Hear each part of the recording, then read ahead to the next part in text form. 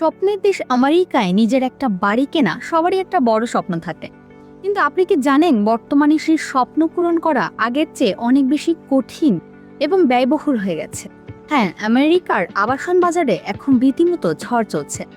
আমেরিকার long term বা দীর্ঘমেয়াদী বন্ধকি ঋণের সুদের হার গত 9 মাসের মধ্যে সর্বোচ্চ পর্যায়ে গিয়ে ঠেকেছে। দর্শক, স্বাগত জানাচ্ছি আমেরিকা বাংলা এক্সপ্লেইনারে। সাথে আছি আমি ডিম্পি শান। যারা এই মুহূর্তে আমেরিকায় বাড়ি কেনার কথা ভাবছেন বা যারা ইতিমধ্যেই লোন নিয়ে ফেলেছেন, তাদের পকেট এখন অনেকটাই খালি হতে চলেছে। কিন্তু কেন হঠাৎ করে এই সুদের হার এতটা বেড়ে গেল, আর এর ফলে সাধারণ মানুষের উপর ঠিক কি প্রভাব পড়ছে? আজকের ভিডিওতে আমরা একদম সহজ ভাষায় বিষয়টি আপনাদের সাথে শেয়ার করব। কেন বাড়ছে এই সুদের হার? এই পুরো বিষয়টির পেছনে রয়েছে আমেরিকার অর্থনৈতিক পরিস্থিতি এবং তাদের কেন্দ্রীয় ব্যাংক, যাকে বলা হয় ফেডারেল রিজার্ভ। গত কয়েক বছর ধরে আমেরিকায় মুদ্রাস্ফীতি বা ইনফ্লেশন নিয়ন্ত্রণে আনার জন্য ফেডারেল রিজার্ভ তাদের মূল সুদের হার বাড়িয়ে আসছিল। যদিও মাঝে কিছুটা স্বস্তি দেখা দিয়েছিল, কিন্তু সাম্প্রতিক অর্থনৈতিক কিছু ডেটা বা উপাত্ত দেখাচ্ছে যে মুদ্রাস্ফীতি এখনো পুরোপুরি নিয়ন্ত্রণে আসেনি। আর এই কারণেই বন্ডের বাজারে এক ধরনের অস্থিরতা তৈরি হয়েছে, যার সরাসরি প্রভাব পড়েছে সাধারণ মানুষের মর্টগেজ রেট বা গৃহঋণের সুদের হারের ওপর। সাধারণত 30 বছর মেয়াদী ফিক্সড মর্টগেজ রেটকে আমেরিকার আবাসন বাজারে মূল মাপকাঠি ধরা হয়, আর সেটাই এখন 9 মাসের মধ্যে সবচেয়ে উঁচুতে। সাধারণ মানুষের উপর এর প্রভাব কি? সুদের হার বাড়ার মানে কি?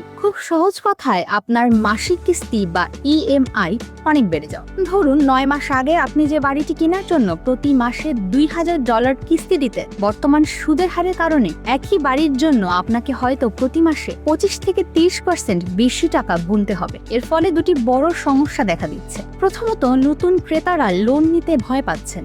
অনেকে বাড়ি কেনার সিদ্ধান্ত আপাতত স্থগিত রাখছে। দ্বিতীয়ত, যারা বর্তমান বাড়ি বিক্রি করে নতুন বাড়িতে শিফট হতে চাচ্ছিলেন, তারাও বাজারে আসছেন না, কারণ তারা ভাবছেন এখনকার কম সুদের লোন ছেড়ে নতুন করে বেশি সুদের লোন নেওয়া বোকামি হবে। একে অর্থনীতিবিদরা বলছেন লক ইন ইফেক্ট। আবাসন বাজারের বর্তমান পরিস্থিতি সুদের হার বাড়ার কারণে আমেরিকার আবাসন বাজারে এক ধরনের স্থবিরতা বা মন্দাভাব দেখা দিয়েছে। একদিকে যেমন ক্রেতার সংখ্যা কমছে, অন্যদিকে বাজারে বিক্রির জন্য বাড়ির সংখ্যাও বা ইনভেন্টরি কমে গেছে। ফলে বাড়ির দাম চড়া থাকলেও কেনা বেচার গতি অনেকটাই ধীর। বিশেষজ্ঞদের মতে, সুদের হার যদি অদূর ভবিষ্যতে না কমে, তবে আবাসন খাতে বড় ধরনের মন্দা দেখা দিতে পারে। আমেরিকার অর্থনীতির এই ওঠানামা শুধু আমেরিকার ভেতরেই সীমাবদ্ধ থাকে না, এর প্রভাব পড়ে পুরো বিশ্ব অর্থনীতিতে। আগামী দিনগুলোতে ফেডারেল রিজার্ভ কি সিদ্ধান্ত নেয় তার ওপরই নির্ভর করছে এই মর্টগেজ রেট কমবে নাকি আরো বাড়বে। আপনার কি মনে হয়, আমেরিকার আবাসন বাজার কি খুব দ্রুত স্বাভাবিক হবে? কমেন্ট করে আপনার মতামত আমাদের জানান। ভিডিওটি ভালো লাগলে লাইক দিন এবং এমন আরো তথ্যবহুল ভিডিও দেখতে আমাদের চ্যানেলটি এখনই সাবস্ক্রাইব করে রাখুন। ধন্যবাদ।